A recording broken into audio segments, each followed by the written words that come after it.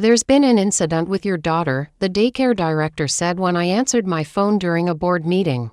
"The police are here. You need to come now." My hands started shaking as I grabbed my keys. When I found out who had called 911 on my 5-year-old, I realized I'd been blind to my own family's cruelty for years. Let me take you back to that Tuesday morning. It was October 15th. And I remember the date because it was supposed to be one of the biggest days of my career. I'm Sarah Chen-Martinez, and I work as a regional sales director for Meridian Tech Solutions in downtown Oakbridge. At 30 years old, I'd finally worked my way up to presenting quarterly reports directly to the executive board. This wasn't just any presentation. It was the kind that could lead to a promotion, a corner office, maybe even the vice president position I'd been chasing for 3 years. I'd been preparing for weeks. My PowerPoint was flawless, my data was bulletproof, and my confidence was at an all-time high. I'd even bought a new blazer, navy blue with silver buttons, that made me feel like I could conquer the corporate world. My daughter Maya had helped me pick it out the weekend before, running her tiny fingers along the fabric and declaring it very important looking. That morning started like any other. My alarm went off at 5:45 a.m. in our small 2-bedroom apartment on Maple Street. Maya was still sleeping, curled up in her twin bed surrounded by approximately 17 stuffed animals. She's 5 years old, and she has this thing about needing her friends to sleep safely. There's Mr. Hopscotch the rabbit, Princess Sparkles the unicorn, and her absolute favorite elephant Eduardo, a purple plush elephant she's had since she was 2. I made coffee in my tiny kitchen while reviewing my notes one final time. The presentation was scheduled for 10 a.m., which gave me enough time to drop Maya off at Little Stars Academy, her daycare center on Willow Avenue, and still arrive at the office early to set up. Maya had been going to Little Stars for 2 years. Ever since I got the job at Meridian. It's one of those places that's not fancy, but it's clean, safe, and the teachers actually care about the kids. Mrs. Rodriguez, Maya's teacher, always has a smile for parents and remembers every child's birthday. Maya woke up around 6:30, padding into the kitchen in her pink pajamas with unicorns on them, her dark hair sticking up in every direction like she'd been electrocuted in her sleep. "Morning, baby," I said, pouring her a cup of orange juice in her favorite mug, the one with the cartoon elephants that matched her stuffed Eduardo. "Is today your big important day?" she asked, climbing onto her chair at our small dining table. "Yes, it is. Mommy has to talk to some very important people at work. Will you tell them about me?" She took a big gulp of juice, leaving an orange mustache on her upper lip. "I might mention that I have the smartest, most beautiful little girl in all of Oakbridge." She giggled, the sound filling our apartment with warmth. These morning moments were my favorite part of the day, no matter how stressful work got, no matter how tired I was. Maya's laughter always reminded me why I worked so hard. It was just the two of us against the world, and that was exactly how I liked it. Getting Maya ready for daycare was its own adventure.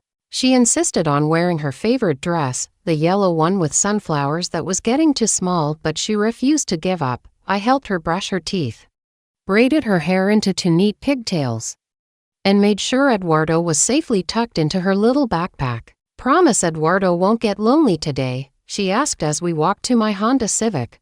"Promise. Mrs. Rodriguez will take good care of both of you." The drive to Little Stars Academy took about 10 minutes through the quiet streets of Oakbridge. It's a mid-sized city in Colorado, the kind of place where people still wave to their neighbors, and the biggest excitement is usually the annual Harvest Festival. I'd moved here 3 years ago when Maya was 2, looking for somewhere safe and affordable to raise my daughter. It felt like a good place to start over, away from all the drama and complications of my past.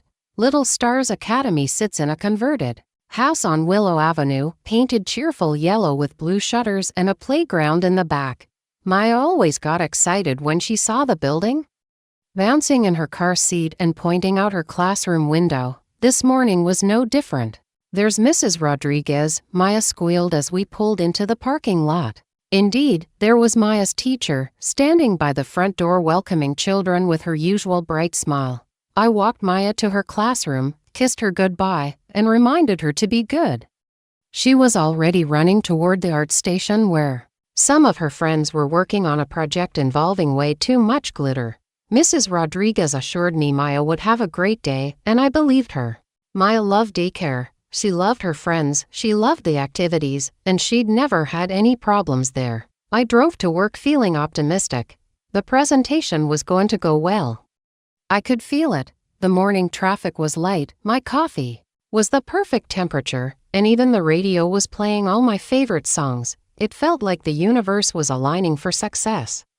Meridian Tech Solutions occupies 3 floors of the Grandview building downtown.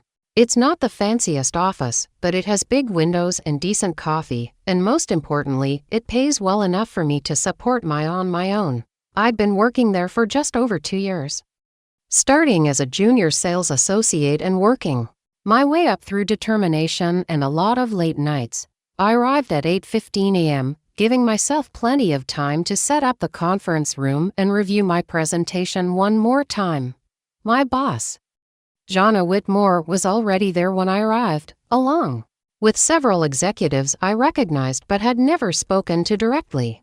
The conference room table was polished to a mirror shine, and there were fresh flowers in the center. Someone had definitely tried to make a good impression for the board meeting. "Sarah, you ready for this?" John asked. She was a woman in her 50s who had always been supportive of my career advancement, and I could tell she was rooting for me today. "Absolutely. I've got everything prepared, and I think the board is going to be really impressed with our Q3 numbers." The next hour and a half was a blur of handshakes, small talk, and last-minute technical checks. The board members filed in. Around 9:45, 12 people in expensive suits who controlled the direction of our entire company. I'd researched each of them extensively, knowing their backgrounds, their priorities, and what they'd want to hear about our sales performance. At exactly 10 a.m., John introduced me to the room. "Ladies and gentlemen, I'd like you to meet Sarah Chen-Martinez, our Regional Sales Director for the Mountain West Territory. Sarah has been instrumental in our growth over the past 2 years, and she's here today to present our quarterly results." I stood up, smoothed my new blazer, and launched into the presentation I'd practiced dozens of times. The numbers were good, really good. Our territory had exceeded targets by 18%, we'd landed 3 major new clients, and customer satisfaction ratings were at an all-time high. I could see nods around the table, a few impressed murmurs, and what looked like genuine interest from the board members. I was about halfway through the presentation, discussing our strategy for Q4, when my phone started buzzing. I'd silenced it, but I could feel it vibrating in my blazer pocket. I ignored it and kept talking about projected growth rates and market expansion opportunities. The phone buzzed again. Then again. I tried to stay focused on my presentation, but something felt wrong. People don't usually call multiple times unless it's an emergency. But what kind of emergency could there be? Maya was safely at daycare, my bills were paid, and I couldn't think of anyone who would need to reach me urgently on a Tuesday morning. As you can see from slide 12, I continued, gesturing toward the projection screen. Our customer retention rate has improved significantly. Buzz, buzz, buzz. Johnny noticed my distraction and gave me a subtle questioning look. I shook my head slightly, trying to signal that I could handle it, but my concentration was definitely slipping. What if something had happened to Maya? What if she was sick, or hurt, or... The phone buzzed again, this time with what felt like more urgency. I made a split-second decision. "I apologize, but I need to take this call. It might be about my daughter." I pulled out my phone and saw Little Stars Academy on the caller ID. My heart immediately started racing. Sarah Chen-Martinez speaking. "Ms. Martinez, this is Director Morrison from Little Stars Academy." Her voice was tense, professional, but with an undercurrent of something I couldn't identify. Stress, confusion. "There's been an incident with your daughter. The police are here. You need to come now." The conference room, the board members, the presentation, everything around me seemed to fade into background noise.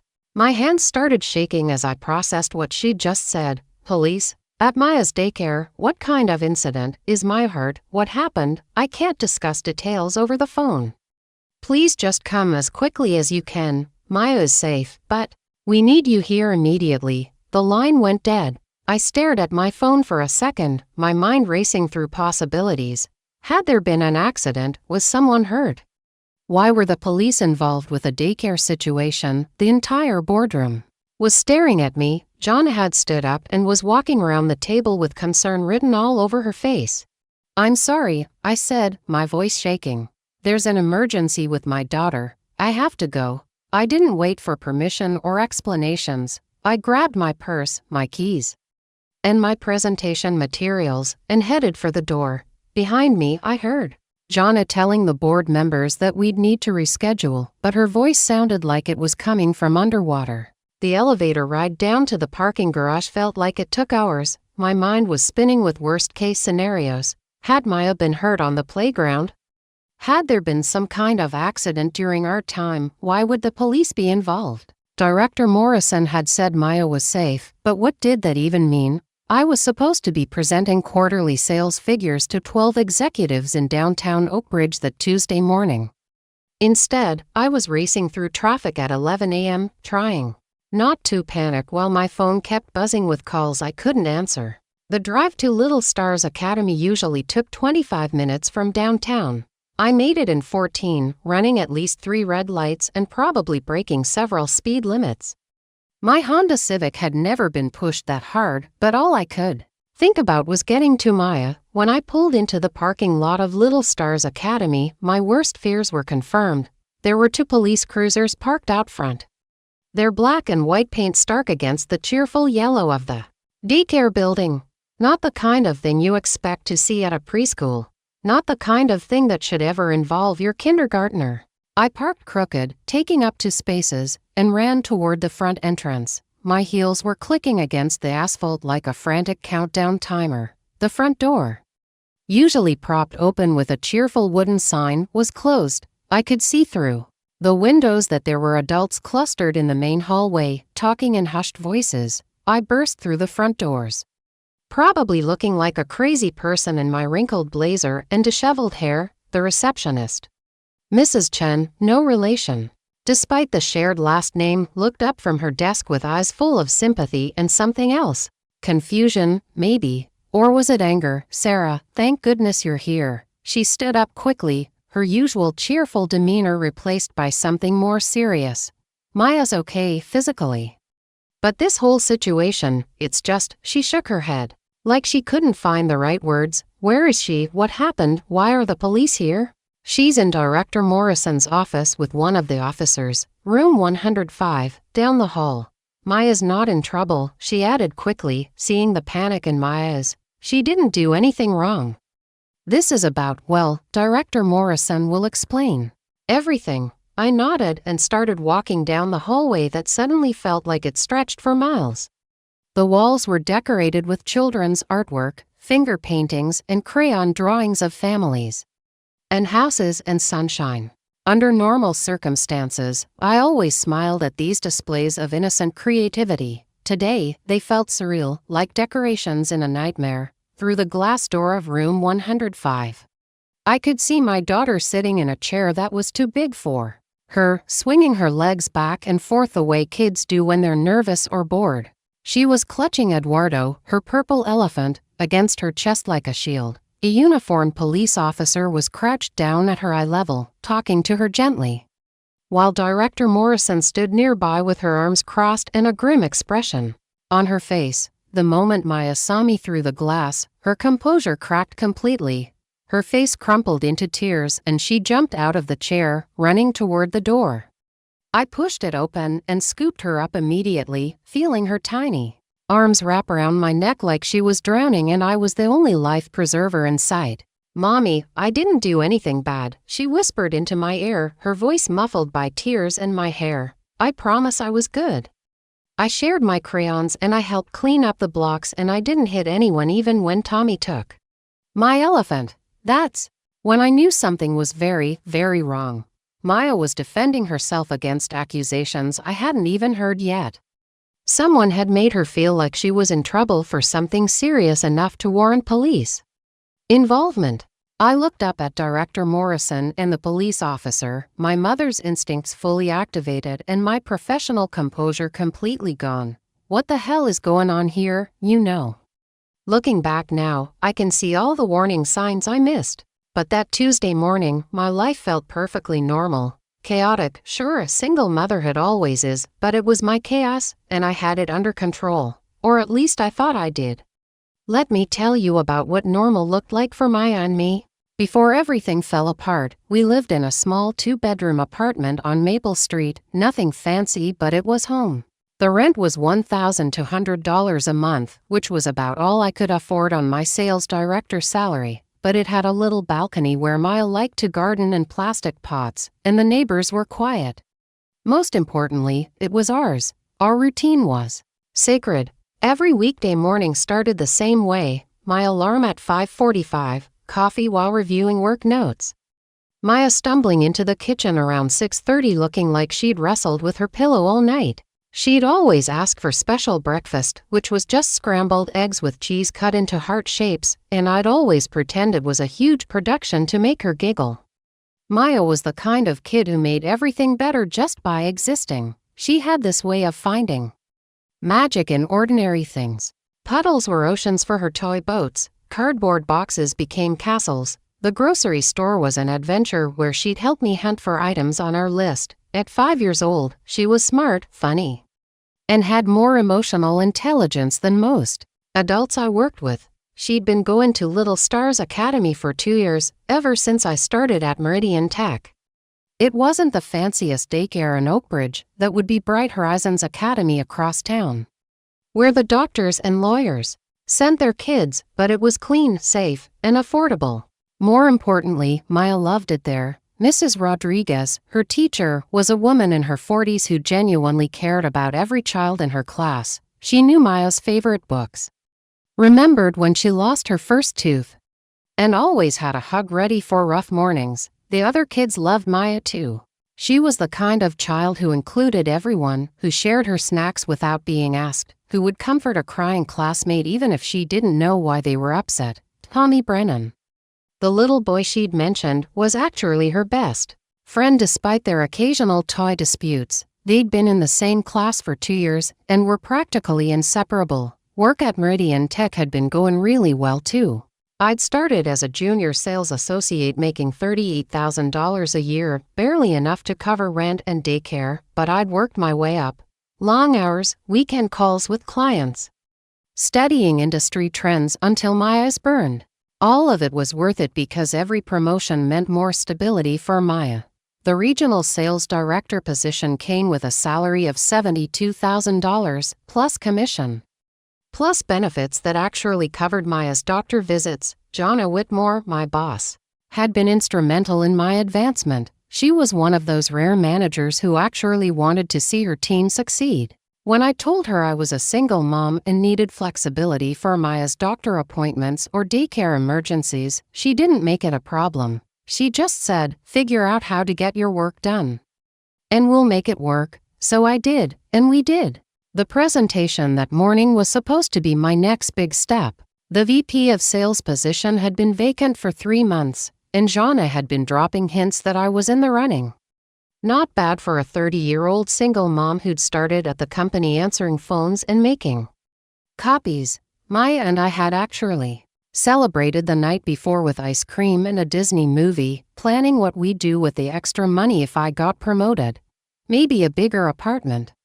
Maybe a vacation to see the ocean. Maya had never been to the beach. Our life wasn't perfect, but it was stable, predictable, safe. Maya and I had our routines, our traditions, our inside jokes.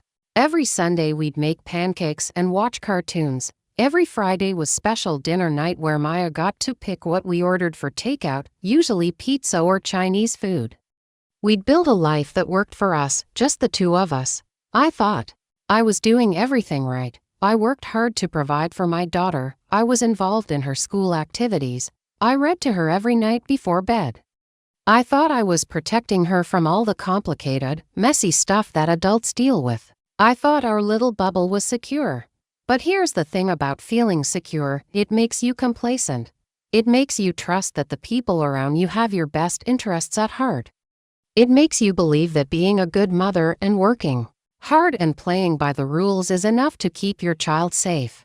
Maya had never been in trouble at daycare, not once. She'd never hit another child, never had a meltdown that required calling parents, never even had a timeout that I can remember. Mrs. Rodriguez always said she was one of the easiest kids in the class.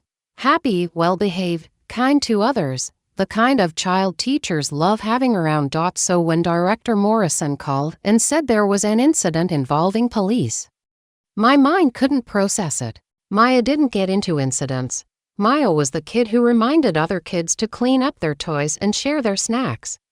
Maya was the one who came home telling me about how she'd helped a friend tie their shoes or shared her fruit snacks with someone who forgot their lunch. Standing in that daycare office, holding my crying daughter while a police officer and the director looked at me with expressions I couldn't read, I realized how naive I'd been. I'd thought that being a good mother was enough. I'd thought that keeping Maya safe was just a matter of child-proofing our apartment, teaching her about stranger danger, and making sure she looked both ways before crossing the street. I'd never considered that the danger might come from people who were supposed to care about us, people who were supposed to have Maya's best interests at heart, people who should have been on our side. As I held Maya and felt her small body shaking against mine, as I looked into the serious faces of the adults around me, I had this horrible, sinking feeling that our normal, predictable, safe little life was about to change forever. And I was right.